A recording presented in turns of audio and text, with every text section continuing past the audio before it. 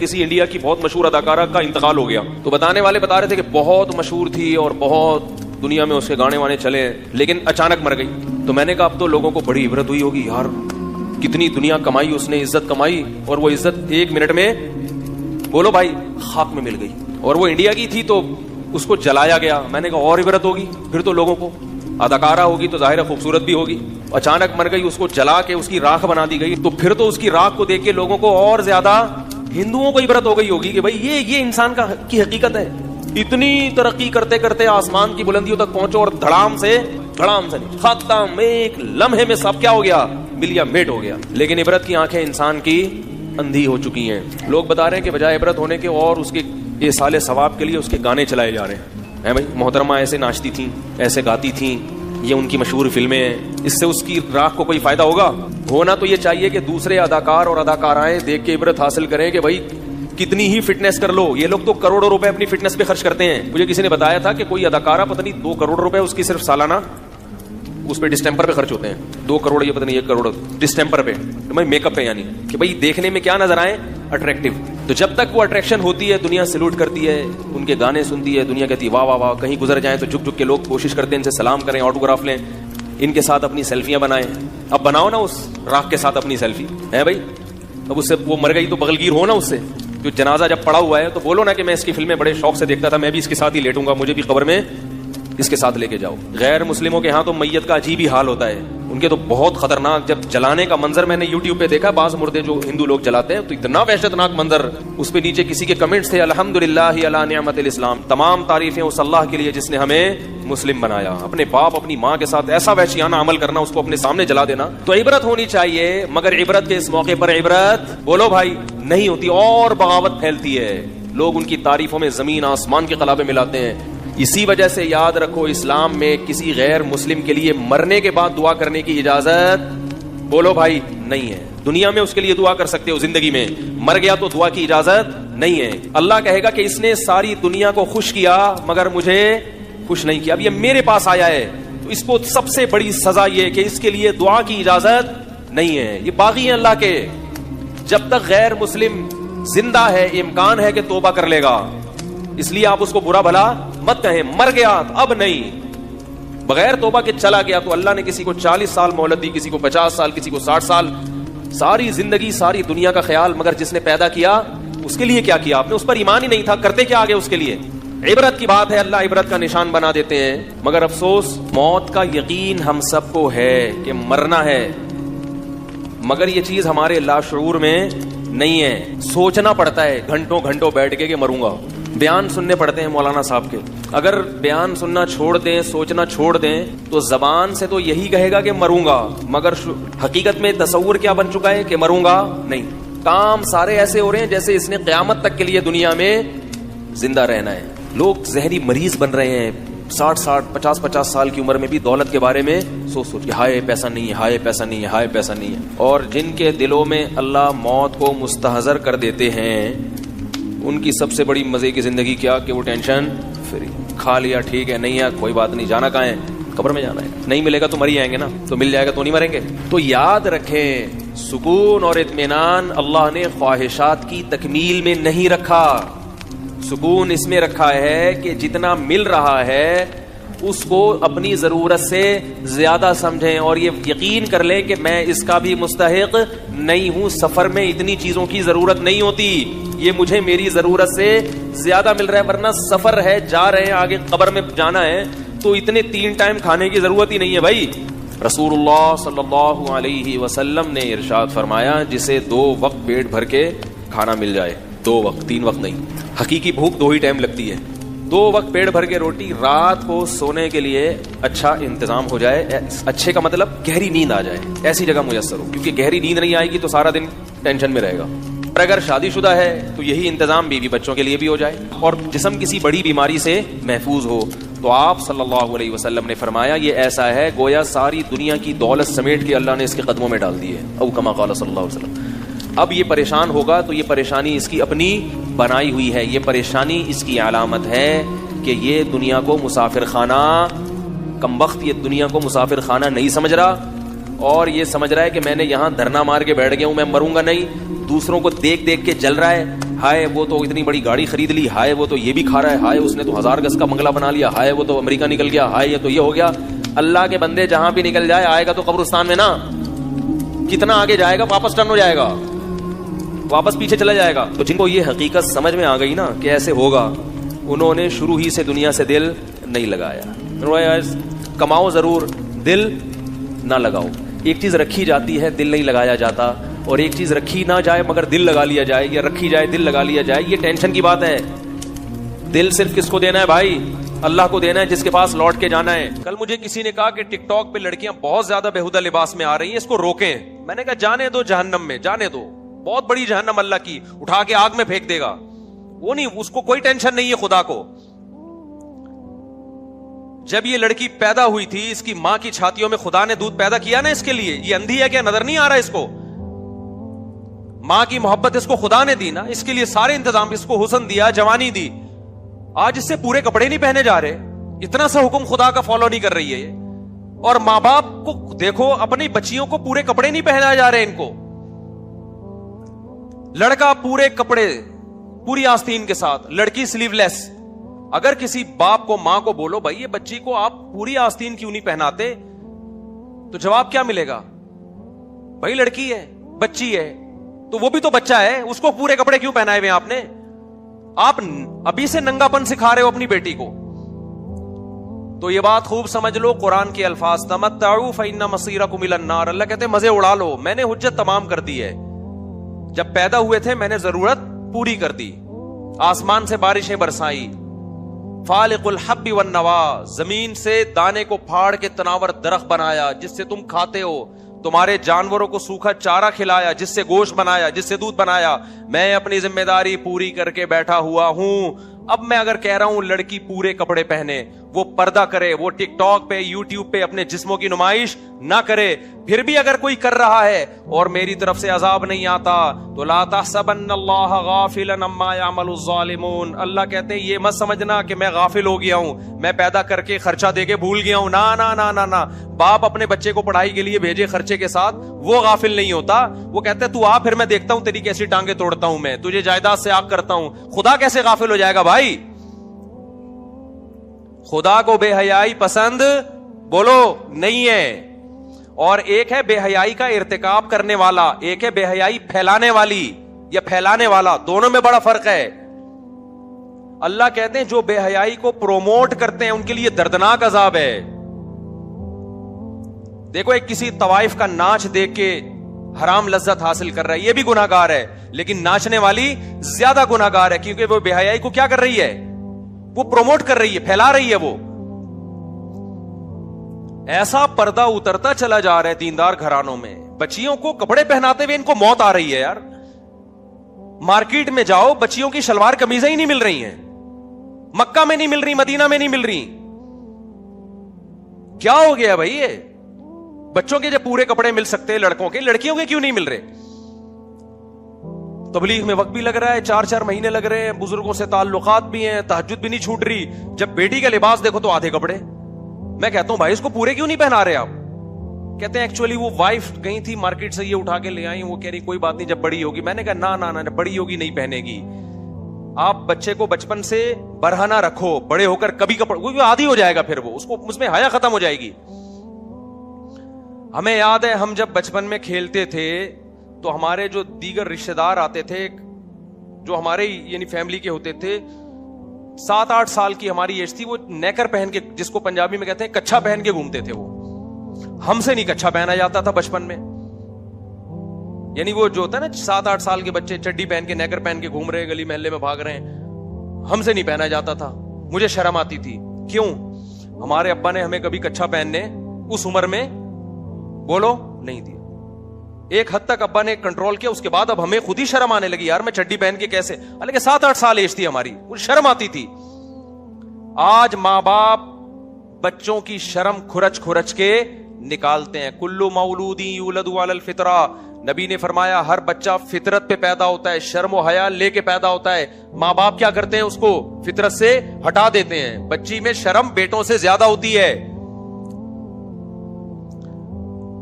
میں Jeddah airport پہ تھا, ایک 7-8 سال کی بچی جیسے فیملی والے مجھے دیکھتے ہیں, بچیاں آتی ہیں سلام کرنے کے لیے, تو ایک چھوٹی سی 7-8 سال کی بچی, میں نے مسافے کے لیے ہاتھ بڑھایا, بچی نے نہیں بڑھایا ہاتھ.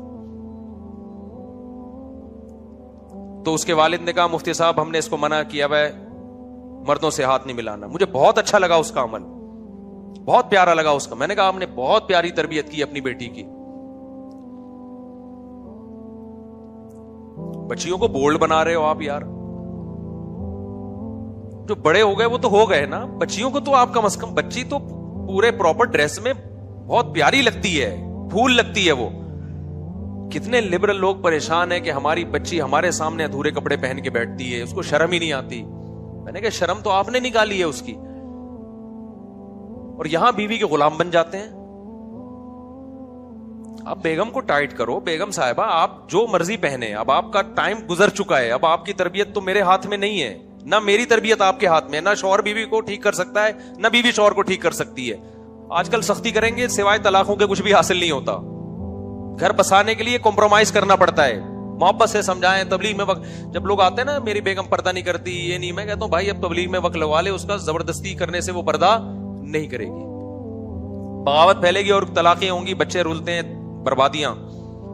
محبت سے سمجھاؤ, اس کے علاوہ کوئی آپشن نہیں ہے.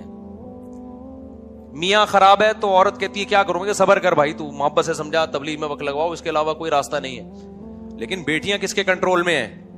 ماں باپ کے کنٹرول میں ہیں. بچی کو اگر آپ کی بیگم بگاڑ رہی ہے, کمپرومائز نہیں کرنا ہے. یہ شوہر بچی کو بگاڑ رہا ہے, عورت کمپرومائز نہیں کرے. پراپر کپڑے, بچوں کی تربیت دنیا کا سب سے آسان کام ہے, ذہن میں رکھنا. بہت کوئی مشکل کام نہیں ہے. جو کہتے ہیں نا اتنی زیادہ بچوں کو کون پالے گا, کیسے پالیں گے, بچے خود ہی پلتے ہیں, بلکہ بچے ماں باپ کو پالتے ہیں. جس گھر میں بچے نہیں ہوتے ماں باپ نہیں پلتے, ڈپریشن میں جاتے ہیں ماں باپ. میرا تو یہ کانسیپٹ ہے کہ ماں باپ بچوں کو نہیں پالتے جتنا بچے ماں باپ کو پالتے ہیں. جس گھر میں بچے نہیں ہے ماں باپ نہیں پلتے, اس میں ڈپریشن میں جاتے ہیں, لڑائیاں ہوتی ہیں, طلاقیں ہوتی ہیں. جہاں بچے ہیں ماں باپ خود ہی پل جاتے ہیں محبت سے. بچوں کی تربیت میں بہت آسان ہے, صرف بگڑنے نہیں دینا, یہ تربیت ہے. سمجھ میں آ رہی ہے بات؟ کیا نہیں کرنا, اپنے ہاتھوں سے زبردستی بگاڑنا نہیں ہے, تو خود ہی صحیح بنے گا. وہ تو نیچر پہ ہے. پھر بھی کوئی ایک آدھ بگڑ جائے تو نوح علیہ السلام کی اولاد بھی بگڑی تھی نا.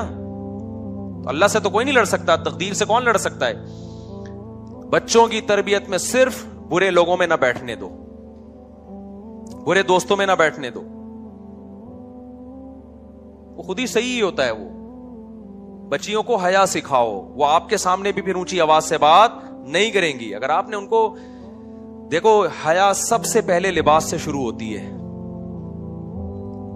اگر لباس صحیح نہیں ہے تو حیا ختم. جب حیا گئی تو پھر باپ کا احترام اور ماں کا احترام بھی, ماں کا احترام بھی گیا, ختم.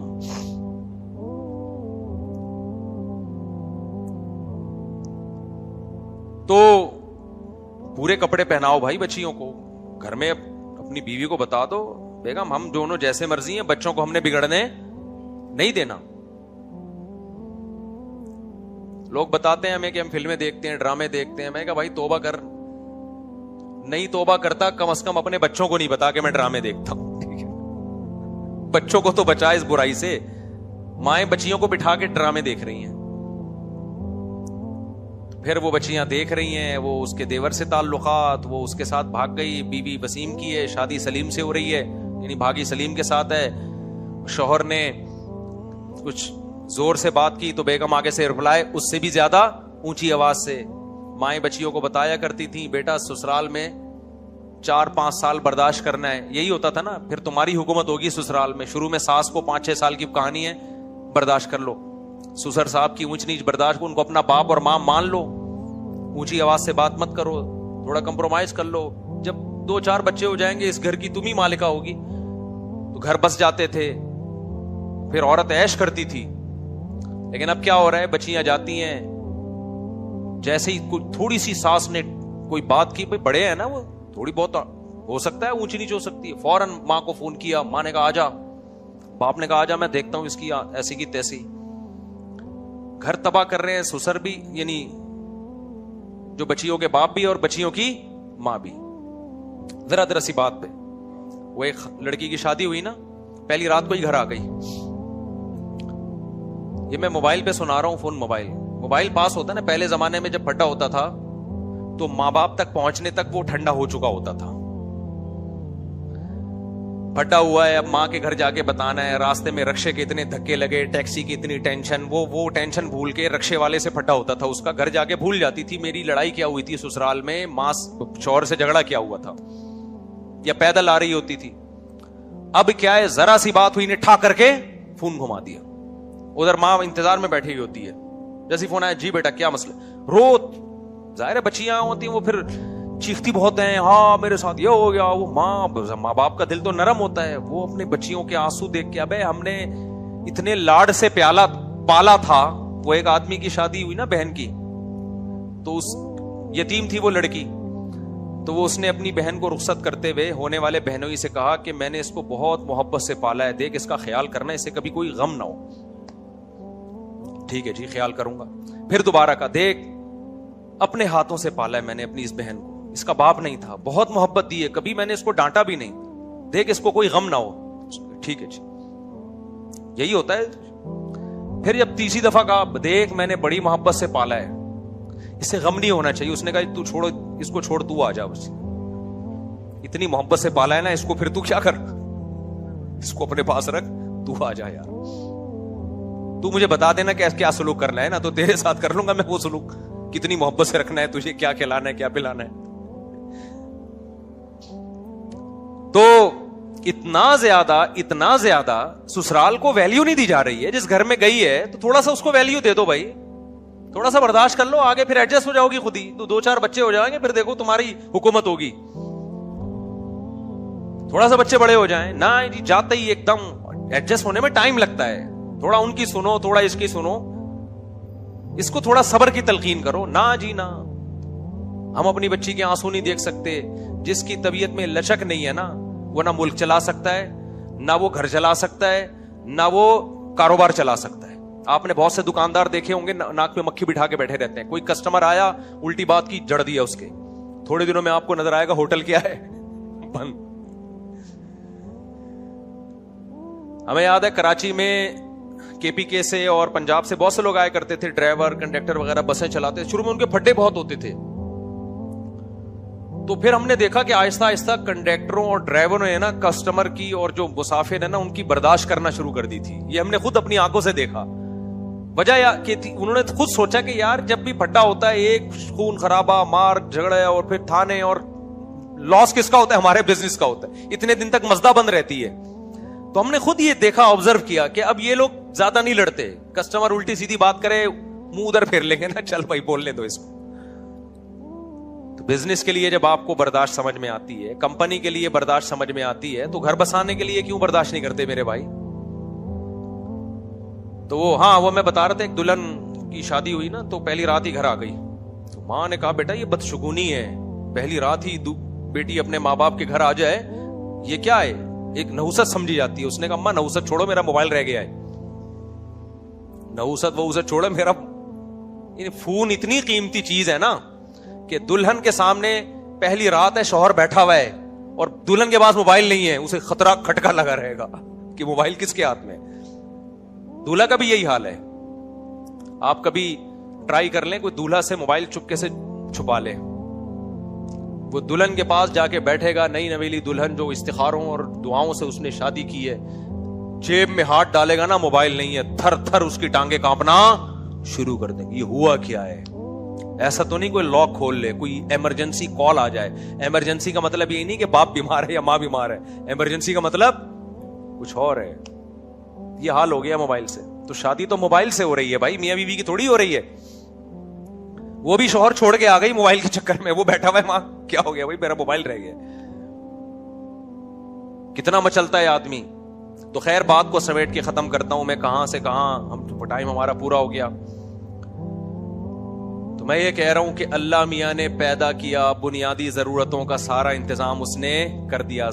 جس وقت کی وَآتَاكُم مِّن كُلِّ مَا سَأَلْتُمُوهُ، اللہ کہتے ہیں تمہارے جو بھی دل کی آواز ہوتی ہے میں اس کو پورا کرتا ہوں. ہم کہہ سکتے ہیں کہ ہماری تو بہت سی چاہتیں پوری نہیں ہو رہی. وہ بھائی وہ ہوسیں ہیں، وہ چاہتیں نہیں ہیں. ہوس کا تو کوئی حد نہیں ہے. وہ تو وسائل بڑھتے چلے جائیں گے نا. دیکھو جن کو اللہ نے, جو غریب ہیں وہ کہہ رہے ہیں یار میرا ایک پلاٹ ہو تو کتنا اچھا ہو, تھوڑا پیسہ آ گیا تو بحریہ ٹاؤن میں پلاٹ ہونا چاہیے. بحریہ ٹاؤن والا سوچ رہا ہے یار امریکہ میں ہونا چاہیے, امریکہ والا سوچ رہا ہے چاند پہ پلاٹنگ ہو رہی ہے اور میرا اب تک چاند پہ کوئی پلاٹ نہیں ہے. تو وہ تو ہوس ہے بھائی, وہ تو ختم نہیں ہوگی. وَآتَاكُم مِّن, مجھے اس آیت میں اتنا مزہ آتا ہے, اتنا مزہ آتا ہے. اللہ کہتے ہیں وَآتَاكُم مِّن كُلِّ مَا سَأَلْتُمُوهُ, جو مانگتے ہو دیتا ہوں میں, جو مانگتے ہو دیتا ہوں میں. اب جب عام آدمی آیت پڑھتے ہیں نا, لوگ جو کہتے ہیں یار ہم تو جو بہت سی چیزیں مانگ رہے ہیں اللہ نہیں دے رہا, یہ معرفت نہیں ہے. خدا کی قسم جب ہم آیت پڑھتے ہیں, میں تو ہم نالائق لوگ ہیں, لیکن ایسا لگتا ہے اللہ بالکل صحیح کہہ رہا ہے. جب اللہ سے جو مانگا اللہ نے دے دیا. آتاکم من کل ما سألتم, جو مانگتے ہو دیتا ہوں میں اس میں سے. ہم تو یہی دیکھ رہے ہیں, ہم نے جو مانگا اللہ نے ہمیں